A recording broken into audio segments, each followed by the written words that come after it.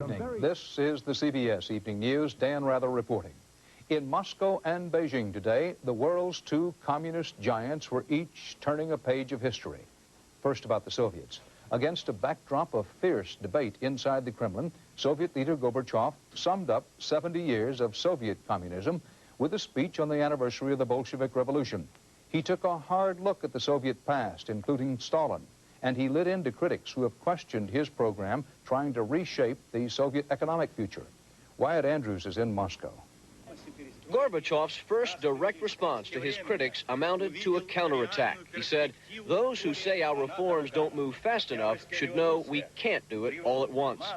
Gorbachev claimed overwhelming popular support for his reform program known as Perestroika and called Perestroika irreversible.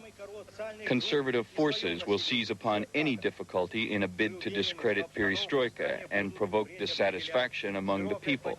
We should learn to spot, expose, and neutralize the maneuvers of the opponents of Perestroika. Behind Gorbachev sat the Politburo member who had complained, Moscow party chief Boris Yeltsin. In an extraordinary news conference Saturday, a top Communist Party secretary confirmed Yeltsin had threatened to quit because he was unhappy with the pace of reform. Gorbachev was not just tough on his critics. In a speech designed to review 70 years of Soviet socialism, he delivered the most bitter public condemnation yet of the purges under Joseph Stalin. Stalin gave us industrialization, Gorbachev said, but also suffering. The guilt of Stalin and his immediate entourage is enormous and unforgivable. Whatever the opposition to Gorbachev, today, typically, he shoved it aside. It's clear from his speech, Gorbachev now considers himself to be the same kind of visionary as Vladimir Lenin, and that he, Mikhail Gorbachev, plans to lead the second Russian Revolution, just as Lenin led the first. Wyatt Andrews, CBS News, Moscow. Now about the Chinese also beginning a new era today. They installed a whole new generation of communist leaders committed to radical change. John Sheehan reports from Beijing. The winds of change blew through China today with the election of a new Politburo and a leading reformer, Zhao Ziyang, as head of the Communist Party. Zhao was handpicked to carry on the pragmatic policies started by his predecessor, 83-year-old Deng Xiaoping. The old-style communists who opposed rapid change are gone from the leadership. At a press reception that was more like a rousing wedding than a political event, Zhao strolled around fielding tough questions, such as whether he will allow more freedom of dissent.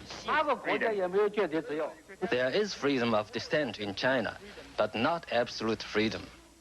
In the unprecedented give and take with reporters, Zhao was even asked whether his dapper suits are foreign-made. All my suits are made in China, and all of them are very beautiful. The decisive victory of the reformers came after Zhao blamed the Communist Party itself for leaving China a backward and poor country. The majority, he said, more than 700 million people, are farmers trying to eke out an existence without machines.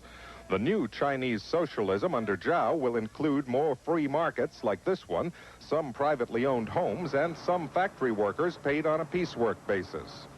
More special economic zones will be set up to attract foreign partners who have money and modern technology. The Communist Party will be separated from government and from the management of factories.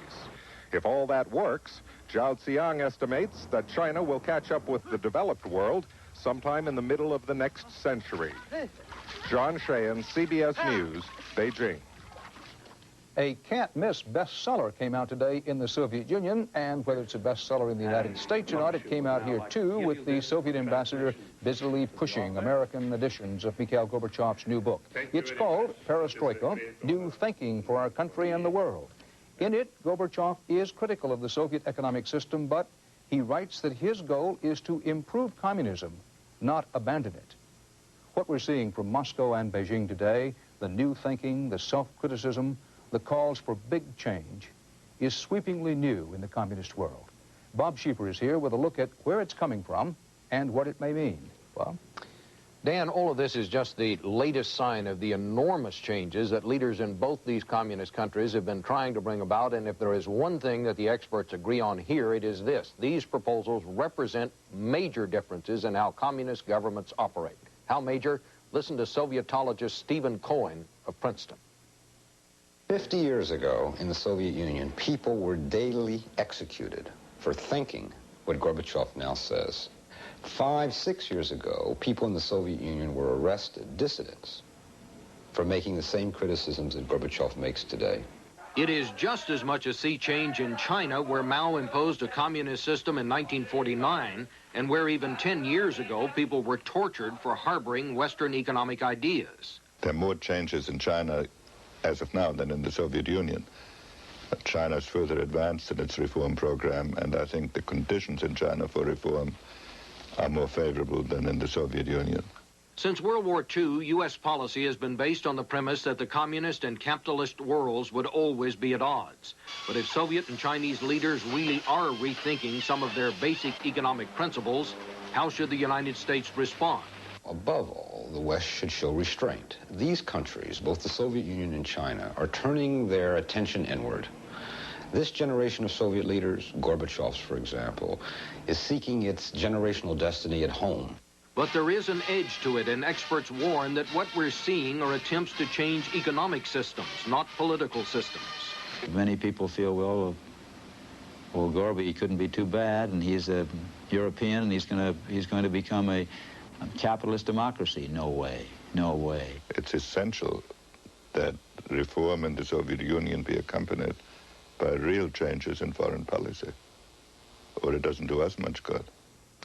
And as several experts told us today, these changes should be encouraged by the West, but at the same time, these are major undertakings that cannot be accomplished overnight, and above all, should not be seen as miracle potions that will resolve all the problems between the East and the West. Dan? Not, Bob, one would judge, not by a long shot. Thanks. For the fourth time in 2.5 months, an American warship opened fire in the Persian Gulf today. The Pentagon said the U.S. frigate Carr was escorting an American cargo ship when a small boat approached, not far from an island Iran has used as a base for hit-and-run attacks. The Carr fired warning shots, then opened up with its .50 caliber machine guns, and the attack boat turned back. It was not known if it was hit. No Americans were hurt. A spokesman for President Reagan attempted to play down the whole incident, calling it, and I quote, a warning situation. A recent shooting incident in the Gulf turned up evidence that Iran has gotten hold of some more U.S. military hardware, this time some of the best, Stinger anti-aircraft missiles. Reportedly, the Iranians got these missiles from U.S.-backed Muslim rebels in neighboring Afghanistan. But exactly how they got them is not clear.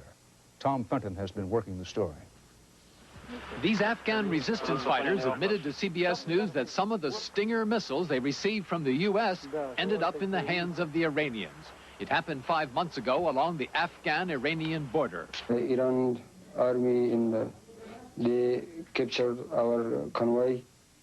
Din Mohammed, their deputy leader, said his group was ambushed by Iranians who confiscated their equipment, including a number of Stinger missiles. Stinger batteries and packing material like this were recently found by the U.S. Navy in the Gulf, on board Iranian Revolutionary Guard boats that fired on a U.S. helicopter. These Afghan fighters now have more American Stingers, and there are doubts about their story. A Pakistani newspaper says the ambush was staged, and the Iranians paid the Afghans $1 million for up to 20 of the highly accurate shoulder-fired missiles. The Afghans deny receiving any money, but in the Pakistani arms bazaars along the Afghan border, there are persistent reports that Iranian agents are trying to buy the missiles. The Iranians claim they have now acquired many more Stingers and are ready to use them against American forces in the Gulf. There was a debate about the wisdom of giving such sophisticated weapons to the Afghan resistance when the U.S. began the secret program a year ago. Up to 1,000 have already been delivered and have proved to be highly effective against the Soviets. Soviet planes in Afghanistan are now forced to fly above 10,000 feet. In this instance, they flew so high their bombs missed the targets by more than a mile. The irony is that the Stingers could end up being just as effective in the hands of the Iranians. Tom Fenton, CBS News, London. And still to come on tonight's CBS Evening News, reports from correspondent Rita Braver about the gathering conflict of interest storm around President Reagan's new Supreme Court nominee, Susan Spencer on the advertising of drugs only your doctor can give you, and from Frank Currier in Hinckley, Illinois, where a jack-o'-lantern came crashing through the kitchen ceiling.